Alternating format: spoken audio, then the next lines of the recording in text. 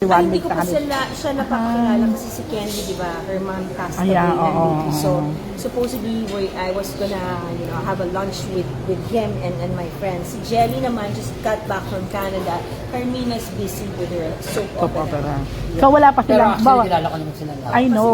Pero sa, bawa, GC. Siya lang hindi ko nakatrabaho sa mga. Okay. Talaga ba? Siyempre sa ano nyo, like may GC kayo for sure.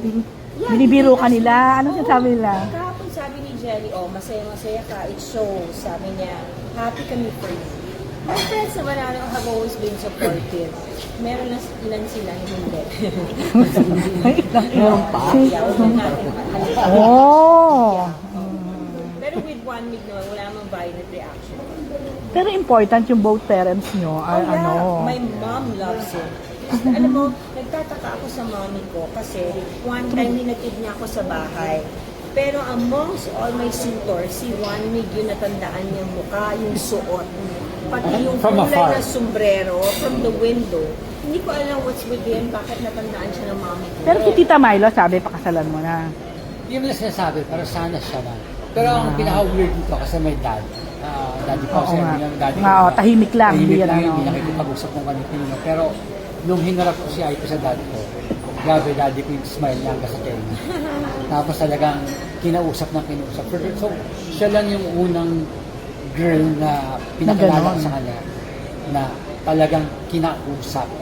At kami pa yung nagpaalam na, Dad, kailangan na namin umalis. Sige. Pero kung hindi pa titigil yung daddy ko. Tuwa naman. Ano sinabi sa'yo, Aiko? And then he was inviting me dun sa sabi niya, let's travel. Parang he was discussing about yung mga properties nila na that we can go to and have a vacation with them. And what's sweet about Tita Milo, she gave me a dress. Just last night, she gave me a dress. Nagtaka nga ako kasi parang alam na yung size ko. Sobrang sukat na sukat sa katawan ko yung dress na binigay sa akin. Mahilig sila mag-travel. So, meron na ba kayong itinerary? Na naka-itinerary Wala. talaga? Or meron na kayong plano kung May saan? plano yung Vietnam. Yeah. Yun muna yung malapit lang muna. Saka nang muli malayo. Kasi may trabaho ako, di ba?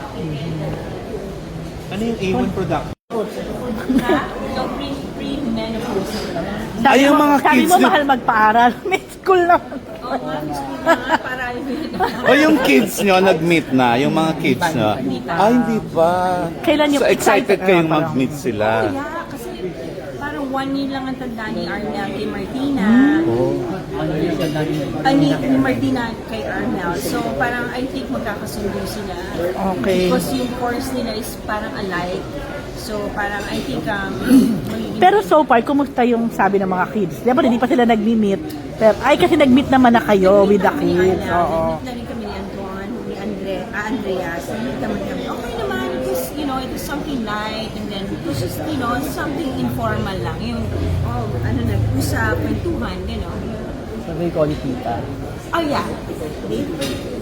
Basta si Armel salita sa akin. Ang sabi niya. Ayaw papasis naman. Ay, Oy.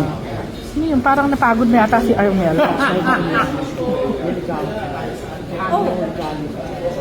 Bulaklak. Kasi sabi niya, Ate Rose, hindi ko alam kung totoo yung sinasabi nito. Anong sabi? Una niyang binigyan ng bulaklak sa buong buhay. Talaga? Hindi ako nabibigay ng bulaklak. Kahit before? Parang ayaw maniwala. Ayaw maniwala. Binigyan ko na si Julian sa Oh, kita mo na pa. Ayaw maniwala.